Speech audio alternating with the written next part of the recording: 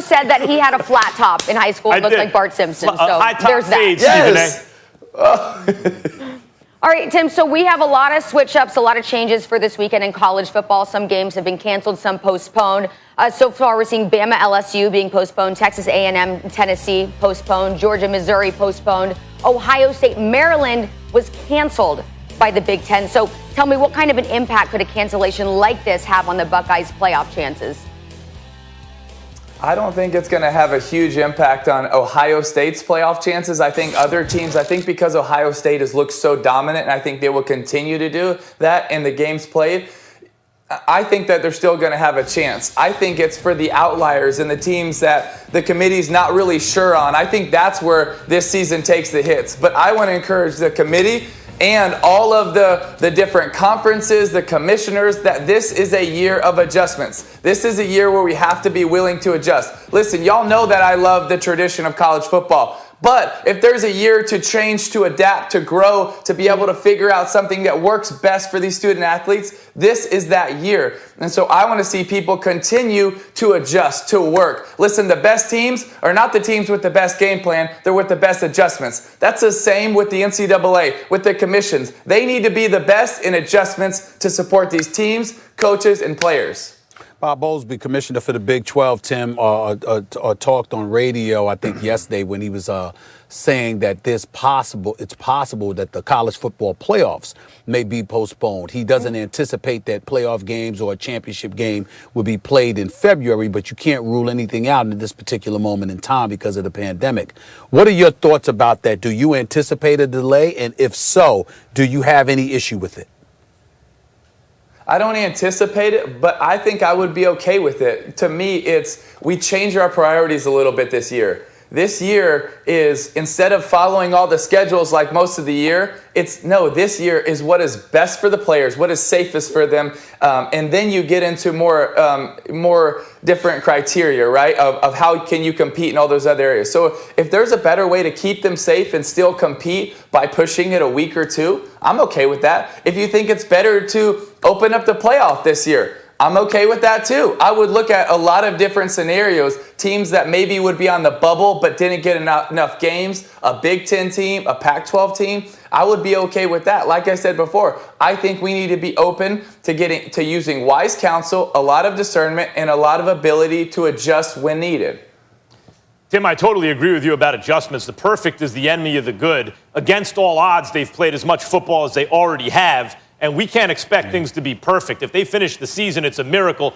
But they should have had these contingency plans in place. We knew November there'd be a spike. We're up over 120,000 cases a day. But we knew there would be a spike. You would think they would figure out, they would have something in store. What have you heard about the level of preparation in the event that these things happen? Because we knew it was coming. Well, I think there's some conversations, but I don't think those conversations have gone really deep from what I've heard. So I think they're starting, but I think it's always important to be ahead of the curve, to be ahead of that ball, right? And so I want to encourage the people in charge, the leaders, to let's continue to think ahead. Let's be in front of this, right? Knowing that there could be setbacks in different areas. And so but it's also not just, we can't just work as individual conferences and individual teams. I think if there's a year where we can rally together to come together as a whole to say what is best, let's do that. This is the year. Use your leadership as an example of working together, not just setting your standard apart. I think that would be an awesome learning opportunity for all the students that are watching, and I think it would be a really great example for them to say, you know what, we're going to do what's best. We're going to come together, all different commissioners. Let's get in the same room. Let's figure this thing out. Let's sit and let's work together, and let's kind of put our pride or the mantle of just our conference down, and let's put up what's best for the kids, what's best for the unity of college football together as a whole. Listen, you're not a doctor, and I'm not asking you to be, and I don't want it to be taken that way. But as a former, Heisman Trophy winning elite athlete on the collegiate level, I ask you this question: when you hear about these guys testing, like Maryland players, 8 different players testing positive and what have you, we all have our thoughts about how you can contract it or whatever. You could be completely innocent or whatever the case may be. What are your thoughts about that in terms of how they may have contracted this? And is there anything at all that you believe football programs in particular could be doing to alleviate some of this? I think it's a really hard question to answer, Stephen A., because it's different at every school. The protocols are different at every school. I don't know everything about how Maryland's players and their protocols work. I know more about what's the SEC, more about Florida in the different ways, but some have hit, a little bit more, and some have been a little bit more cautious. And so I think it's a balance. I think the one good thing is something that I'm happy for is I haven't heard of any serious cases, which we're still hoping and praying that there are no serious cases with these, these college athletes. And so, like we talked about maybe 2 months ago now, is I still think that they're in the best position being with doctors and in these protocols. Because they're being cared for every day and they're being monitored. And while there still are some setbacks, I do like that they're around people that know what they're talking about a lot more than me on the medical side. And so I do think that's a good thing. And I think people are really trying to go, at least a lot of schools I talk to, a lot of them are going out of their way to truly try to put the player first. And I'm grateful for that. Well, talking about setbacks, we know Trevor Lawrence has missed 2 games. A lot of people now putting him maybe aside as far as winning the Heisman. Who would you say is your Heisman frontrunner?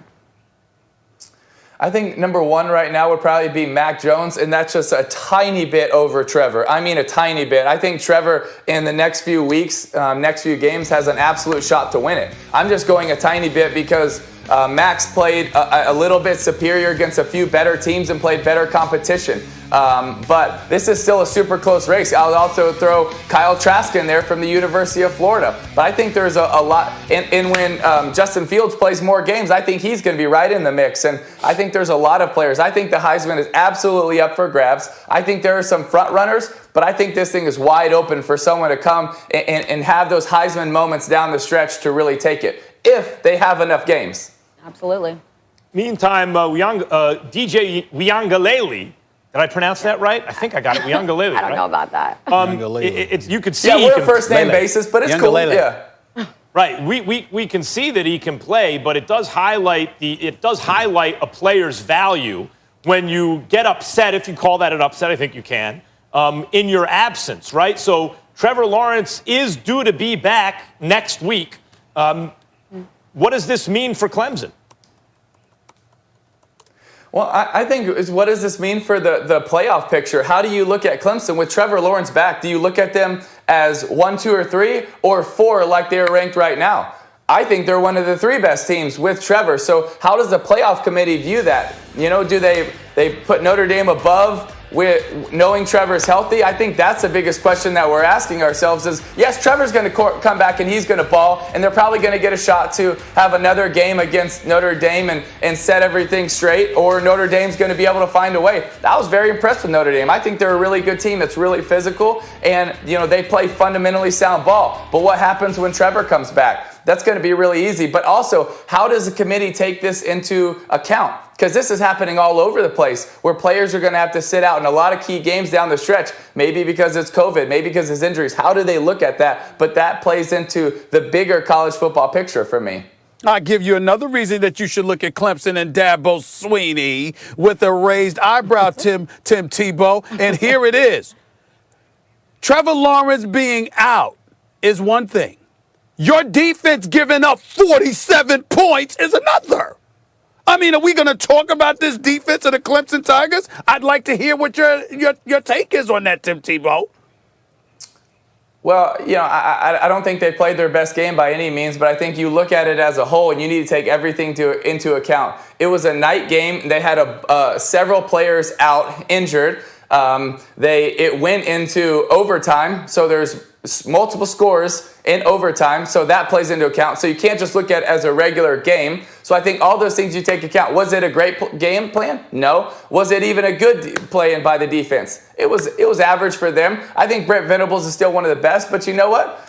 I thought Notre Dame had a great game plan. They made some big plays. They competed to the end. It went in overtime, so that skews the numbers a little bit. They also had injured players. But watch how Clemson bounces back. Listen, we need to remember history, right? Not because it always repeats itself, but because we can learn from it. Learn from it from several years ago with Pitt and Syracuse and all the different games where Syracuse has stumbled a little bit, and then they bounce back. Dabo is one of the best at bouncing back from different games like this where they either win or they lose, but it doesn't look really good, Clemson's going to bounce back and they're still going to be a